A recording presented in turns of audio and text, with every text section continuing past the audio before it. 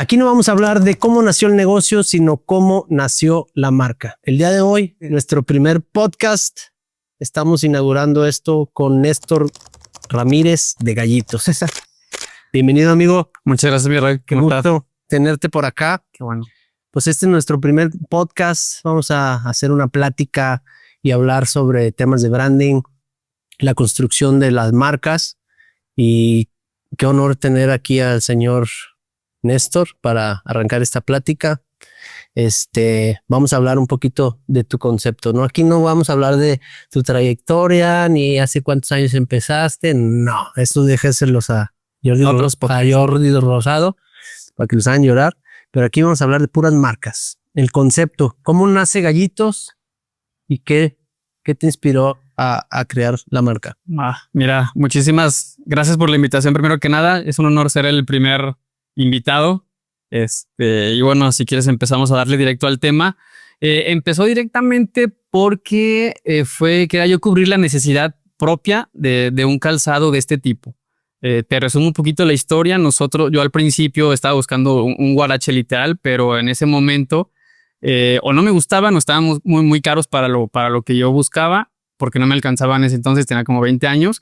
De repente, entonces, un día le vi unos guarachitos a un amigo de esos de suela de llanta, esos tradicionales, y le dije, oye, ¿dónde los compraste? Todo esto te lo estoy resumiendo para no alargarnos. Ajá. Y yo, Espero que te interrumpa, pero para que la gente, las personas que no conocen, Gallitos es una marca de guarache artesanal, si no me equivoco. Sí, es correcto. Bueno, Gallitos es una marca de calzado artesanal mexicano, todo hecho con artesanos en el estado de Michoacán. Ya después también nos enfocamos un poquito en todos los artículos de piel, pero principalmente nuestro producto estrella es el guarache. Entonces, te comentaba que pues yo literal le dije a un amigo, ¿de dónde los compraste? Me dijo, ahí en la central camionera aquí se da mucho que están todos los locales de zapatos. Entonces fui, los compré y pues los empecé a utilizar, literal. Y pues con mi forma de vestir y eso, pues la gente me decía, oye, ¿dónde los compraste? Yo decía, no, pues güey, yo te los compro, yo te los vendo. Entonces yo literal ahí al localito de la central los compraba y los revendía. Literal me costaban 170, o sea, estaban baratísimos. Ya sabes cuánto le cuesta a mi compadre. Entonces ahora antes era el mit. No sé qué. Y total los revendía como en 250 y de ahí empezó lo que es el negocio como tal. Ya después pues, fue todo el branding y todo lo que es la marca. Ok, ¿cuál fue el proceso para crear el concepto como tal, Gallitos, ¿no? O sea, mira, como tal, yo al principio no lo veía como una marca, literal lo veía como un negocio de ganarme unos cuantos centavos. De compra-venta. Sí, entonces, pero cuando empecé a ver que en realidad a la gente le gustaba, fue cuando decidimos porque en ese entonces tenía 2 socios. Ahorita estoy solo, pero nos decidimos porque al momento de nosotros estar subiendo fotitos que a nuestros perfiles la gente como que le empezó a gustar el concepto y eso que nada más eran fotos así que en Plaza Mayor y la madre así. Nada profesional. Entonces a partir de eso fue que ya nos sentamos un poquito más a platicar de darle el concepto a lo que era el calzado. ¿Pero qué buscabas? ¿Tener una marca mexicana? Lo que realmente empezamos, como enaltecer, siempre quisimos como enaltecer lo que era el calzado mexicano, el calzado artesanal, darle como otro concepto a lo que se tenía pensado de lo que era el guarache.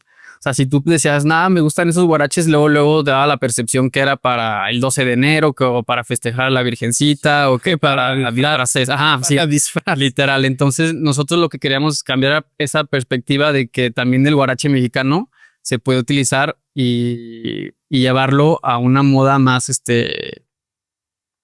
actual en el mercado. Sí, porque eso, digo, lo interesante de Gallitos es cómo has logrado que a través ya llevas, que serán 10 años. 10 años, este año cumplimos con la marca y vender guarache. Es correcto. O sea, es complicado. Pues es complicado y que lo hayas hecho pues tan bien y con tus redes, que ya vamos a ir a hablar de esos temas, pero pues te felicito, cabrón. Entonces, gracias. ¿Tú sentiste que Gallitos llegó a llenar algún hueco que no había en México? Yo creo sí, y fue un hueco que no sabíamos que existía. porque, como te repito, o sea, se tenía la percepción de que era un huarache para eventos. Cuando lo empezamos a notar que la gente le gustaba para usarlo, que en el día a día, que en la universidad, que para ir a la playa, que hasta para eventos, para bodas, fue cuando vimos que ese nicho no estaba atacado y fue cuando empezamos ya más a meterle al branding a todo lo que es la marca. Hablando del nombre, ¿cuál fue el proceso de construcción del nombre Gallito? ¿Por qué Gallitos? Mira, realmente, te digo, nosotros estábamos muy chavos, teníamos 20, 21 años y no teníamos nada de capital. O sea, literal empezamos con 500 pesos yo, 500 mi socio y con eso. Entonces no teníamos literal para pagar alguna agencia de mercadotecnia y que nos ayudaran con el nombre. Literal fue en un día, nos sentamos ahí en Plaza Mayor a tirar lluvia de ideas de nombres. O sea, literal era de que... Mi gallo, que Gallitos, mi gallo, que calzado, no sé qué. Sí, o sea, hubo otros nombres Sí, antes, claro. antes que Gallitos, alguien que es fan de la marca, que se entere cuál hubiera podido traer a pies. Era un nombre, creo que era en maya, era Cacli, era algo así. Iba a quedar, te has memoria tus cactus. Pero ya estaba registrado aparte, porque hasta eso, como estás estudiando mercadotecnia, ya más o menos tenía la idea de que pues, tenías que revisar ese tema. Y pues total, dijimos, no, pues Gallitos no estaba registrado, es pegajoso y también tiene como un contexto detrás del por qué Gallitos. ¿Y cuál es ese detrás? Mira, normalmente pues también darle como el folclore mexicano, porque normalmente aquí en México, aparte de decirle güey a tu amigo, una de las segundas palabras es ¿qué onda, gallo? Esa es una. Y la otra es por el mismo concepto de revivir el calzado mexicano a la moda. Normalmente, por ejemplo, la palabra gallito se utiliza por ejemplo, no sé, se te poncha una llanta y dices, déjame, le pongo un gallito. Entonces, darle como una segunda vida a algo que ya existía. Entonces, si lo trasladamos acá a lo que es la marca, era revivir un calzado que ya existía, que ha llevado años existiendo, pero que relativamente nadie lo pelaba. Pues no lo había visto de esa forma, pero está interesante porque eso es, en el tema de branding, creo que las marcas deben de tener un ADN, ¿no? O sea, sí, claro. Hoy en día, si no haces branding, estás fuera de la jugada. Qué bueno que es algo que hacemos en Steam Studio Pro. Que no hemos tenido el honor de trabajar juntos. Somos vecinos de bodegas, pero ahí lo que podemos nos echamos la mano, ¿no? ¿Qué elementos gráficos a la hora de crear por ejemplo, tu logotipo, pensaste en algo en específico o fue literal? Te va también otra parte de la historia. Como nosotros no sabíamos nada de diseño, ahí fue cuando entró mi segundo socio, se llama Hasem Corro, fue el que él, como no tenemos tampoco dinero para pagarle ni nada, él nos dijo, ¿sabes qué? A mí no me interesa, a mí me interesa ser socio, yo pongo mi chamba. Entonces él fue el que literal se llevó toda la chamba como del branding al principio. Obviamente aterrizando todas las ideas que nosotros traíamos atrás de todo el folclore mexicano, que las frases, que nos enfocábamos mucho en los colores de la arquitectura mexicana, todo ese tipo de cositas, él lo aterrizó muy bien. Por ejemplo, no sé, al principio sí utilizaba muchas frases tipo a darle que es mole de olla. O sí, con frases típicas mexicanas. O sea, era como nuestro branding más fuerte y fue lo que nos impulsó un poquito más. Sí, buen Hasem. De hecho, platiqué con él para traerlo también acá. Muy bueno. Ya es tatuador, es muy, muy buen tatuador y por aquí lo vamos a muy pronto. Creo que va a ser también de los primeros. Sí, bueno. Pero sí, Hasem hizo un muy buen trabajo y en el tema de los colores, pues ya me platicaste. Sí, nos basábamos mucho, por ejemplo, nuestra primera sesión de fotos fue en Guanajuato, entonces sí nos aventábamos mucho las fachadas, ya es que tienen tonos como muy terracota, rosa pastel, como todos esos colores que son muy característicos de la arquitectura mexicana, lo trasladamos también a la marca. En la experiencia de tu marca, güey, o sea, pensaste en empaque, en qué haces a la hora de enviar un producto o al momento que contestas un mensaje, sí tienes como la experiencia del cliente, totalmente.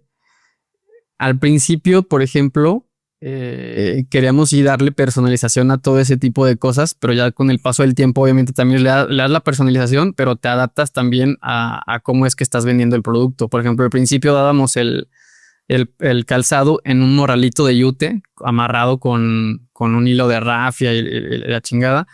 Pero pues ya te das cuenta que al momento de enviarlo ya en logística, pues no vas a enviar una bolsa de yute porque para empezar, pues es bien fácil que labran. En segunda, pues el calzado va a llegar todo aplastado. Entonces adaptamos un poquito que no se perdiera la esencia, aterrizándolo también a que nos ayude a que el producto llegue pues bien, porque si no, por muy bonito que se vea la bolsa, pero si no llega en sus óptimas condiciones, pues no. Sí, aquí hablo también en tema de experiencia. Digo, no sé si lo hagas o no lo hagas, pero siempre trato que en las marcas que desarrollamos o tengan una experiencia real del ADN de la marca. Sí, por ejemplo, de que hables, hola gallo, y con a eso me refería. Todo ese tipo de detalles, sí. A veces, por ejemplo, siempre contestamos, ¿qué onda gallo? Y luego de repente es una mujer. Si gallo dicen, oye, yo soy gallina. Sí, pero todo ese tipo de cositas, por ejemplo, también, no sé, en el empaque, dependiendo de la fecha, siempre se le envía un dulce típico mexicano. Normalmente enviamos un pulparindo, pero no sé, se vienen las fechas del 15 de septiembre y enviamos que una cocada con la bandera de México. Porque es súper importante. No sé, en diciembre enviamos literal una posada. O sea, agarramos una bolsita y le metemos cacahuates, una mandarina. Para piñado. Sí, a veces llega toda la podrida, pero ahí tratamos como de que la experiencia del cliente sea buena. Sí, eso es súper, súper importante que las marcas, si no lo están haciendo, háganlo en base a su concepto. Porque nosotros, por ejemplo, en William Project, que mandamos en cajas que no tienen sentido, como una caja de jabón o una de corn dogs, etcétera. Sí. Lo hacemos por el concepto de William Project, que hablaremos después de William, pero trata de una persona que tiene esquizofrenia, ¿no? Entonces, pues esa es la reacción cuando el cliente dice, caray, ¿esto por qué me llegó en un cereal? Sí. Entonces, eso sí, todo cuenta, todo detallito suma. Es importantísimo en las marcas. Entonces, estrategias de marketing. ¿Qué canal usas más para vender tu producto? ¿Cuál es de todas las redes sociales que hay o todos los canales de venta, cuál es el que a ti más te funciona? Para venta ahorita, nuestra plataforma es nuestra página web. Es la que se lleva, yo creo que el 80% de las ventas.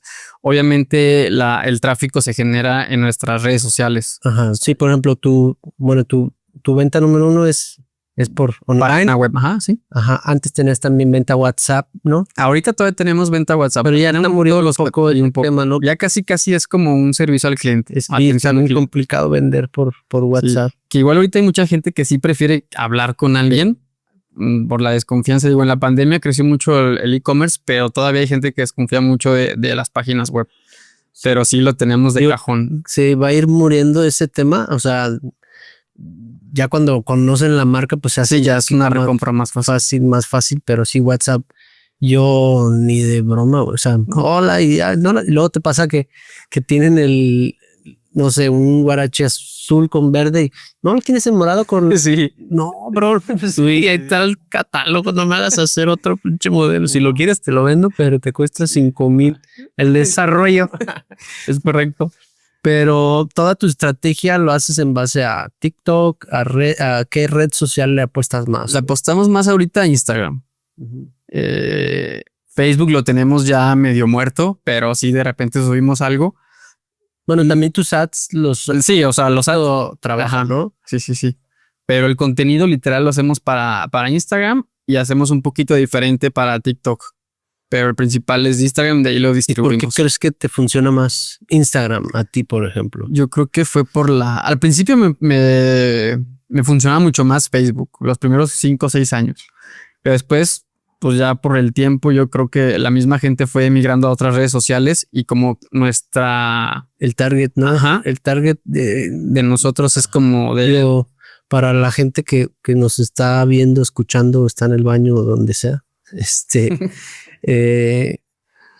Cada red social creo que sí tiene como un target. Sí, claro. Un poder adquisitivo un poco más elevado. Instagram TikTok todavía está como para los morritos. Sí, morritos o... Un mercado más así, o también, bueno, hay también... Hay de todo, sí, güey, hay de todo. De repente veo los comentarios y veo así un señor en lentes en la playa y digo, sí, pero... Pero sí, es como identificar bien cañón quién es tu público para que de ahí puedas elegir qué red social es. Y qué contenido generar. Exactamente, Sí, porque en Instagram es más aspiracional, en TikTok como más dinámico, que hagas bromas, que hagas dinámicas, que hagas ese tipo de... Digo, cada red social tiene su algoritmo también. Ajá. Tengan cuidado. Yo, por ejemplo, empecé a ver enanitos para mandárselos a...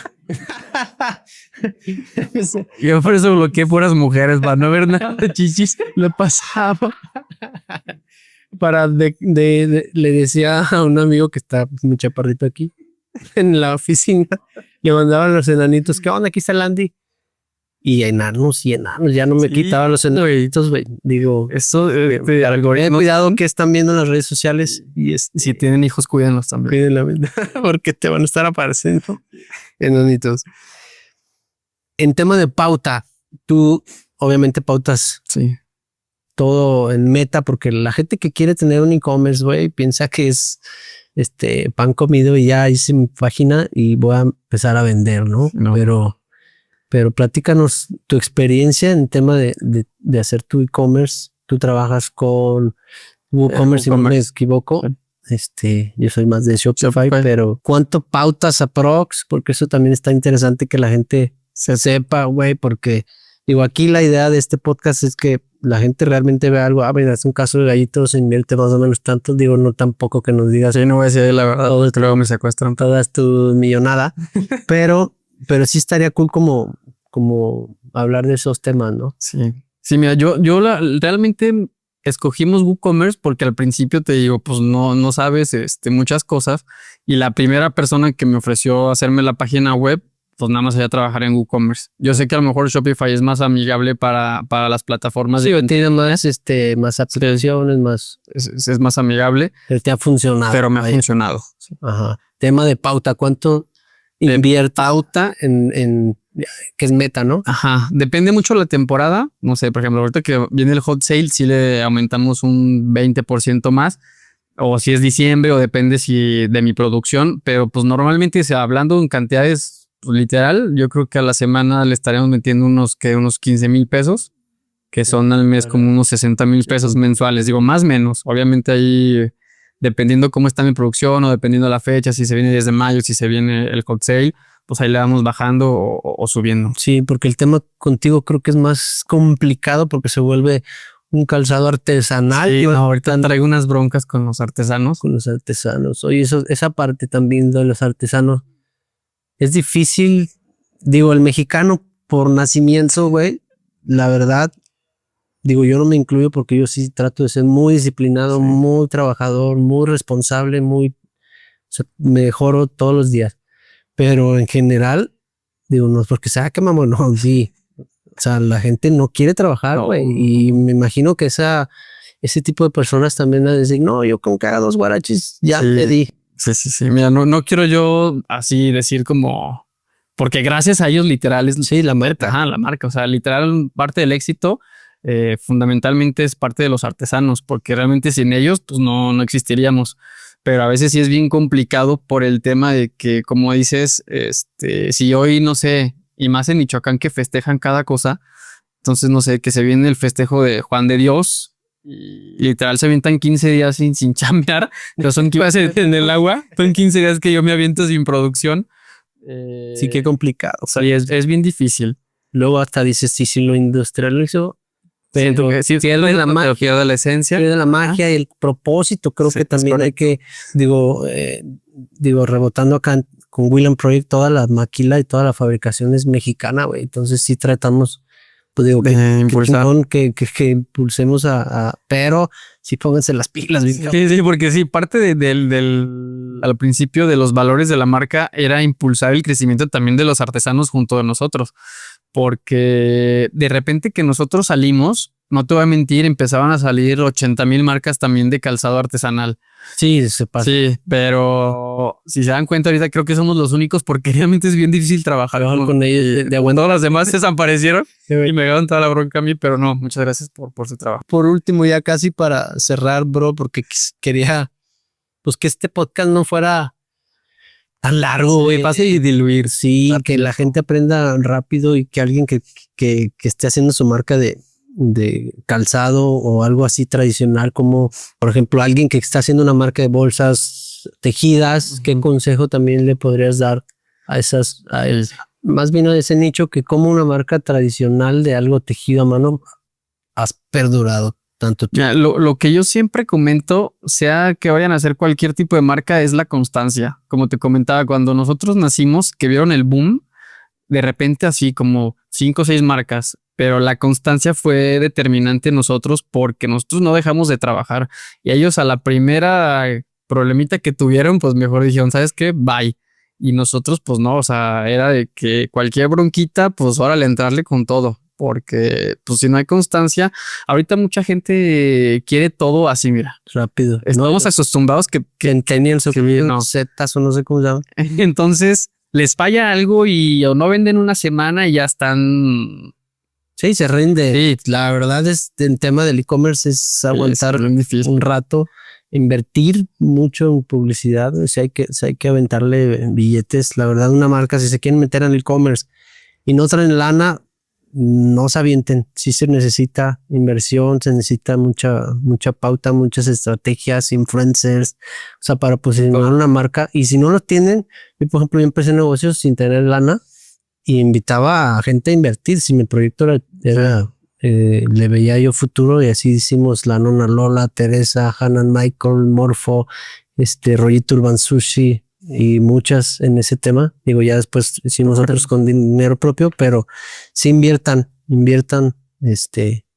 pero obviamente mientras tengan un branding, un camino bien trazado, ¿no? Sí, y que se animen literal. A lo mejor si no tienen toda la lana, pero con lo que tengan. Sí, prueba de error, tampoco es como que ocupen los millones, pero sí. Pero la constancia siento que es la base de todo, o sea, y sin rendirse y a cualquier problemita, pues a darle, porque pues si no, cualquiera lo haría. Por último, para cerrar, algo que hayas intentado en Gallitos y no te funcionó, güey, porque también está chido hablar de, pues no del fracaso, porque no son fracasos, sino son aprendizaje, ¿no?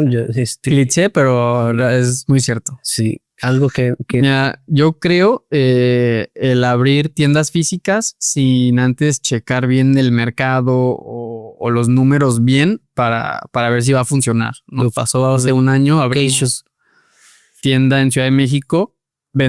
Sí vendíamos bien, pero no como para que sea negocio. Entonces, ahorita nos cambiamos en Ciudad de México nos cambiamos a otra zona que nos da mucho mejor. El cliente sí es diferente. O sea, antes estábamos en San Ángel, que es un cliente como más señor, más gringo, más de ese señor que usa bermudita y su chalequito. O sea, como muy turista. El típico turista gringo, haz de cuenta. Y a donde nos cambiamos, pues es la Roma, bueno, que está ya en la zona como más hipster son. Sí, más hipster. Entonces el tipo de gente que va, pues sí es muy diferente al de allá. Sí, hay que estudiar un poquito el mercado y la locación. Dirían los gringos, location, bro. Location. Para cerrar, si tu marca fuera una persona, ¿cómo la describirías? Nombre, ¿qué hace? Yo, literalmente. Néstor. Sí, así. Digo, es que realmente nuestra marca a veces hasta me echan carrilla de que, güey, estoy atendiendo a una señora ya bastante grande. O de que vino un niñito. Pero realmente, o sea, si me dicen cómo describo a mi cliente potencial, literal soy yo. O sea, es un güey. Sí, porque aparte a mí me gusta mucho darle un enfoque a mi marca de mi personalidad. Entonces siento que totalmente soy yo el tipo de cliente que... O sea, estás enamorado. Sí, o sea, mi mamá. Es válido, es válido. Pero digo, te pregunto esto porque para cerrar todo este tema de branding o como tu estrategia de marketing, pues sí, yo estás describiendo a quién le vas a vender.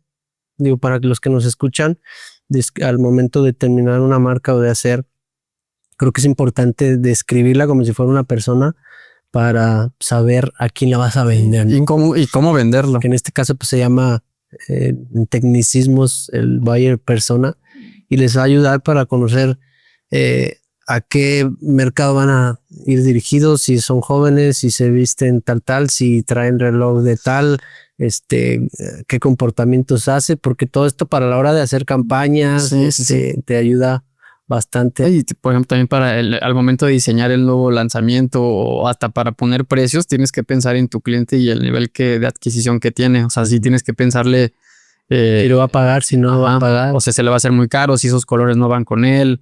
Entonces sí tienes que tener muy especificado tu tipo de cliente. Obviamente va a haber rangos, pero sí lo tienes que tener bien identificado. Pues muchísimas gracias, mi Néstor. Espero que no nos hayamos visto tan güeyes en nuestro primer podcast. Si no, lo repetimos. Muchas gracias a todos los que nos vean por primera vez. Vamos a estar hablando de marcas de diferentes rubros. Vamos a invitar tatuadores, restauranteros, de calzado, de todas las marcas que se puedan, para que la gente aprenda y ir directo al grano, ¿no? ¿Qué están haciendo las marcas? Para que pues otros puedan seguir ese camino, pero con su propio ADN. Muchísimas gracias, Néstor. Muchísimas gracias. Queremos que sea el éxito totalmente este podcast y esperemos aquí hacer la segunda parte. Y síganos en nuestras redes, gallitosemic.com y gallitos_ en Instagram.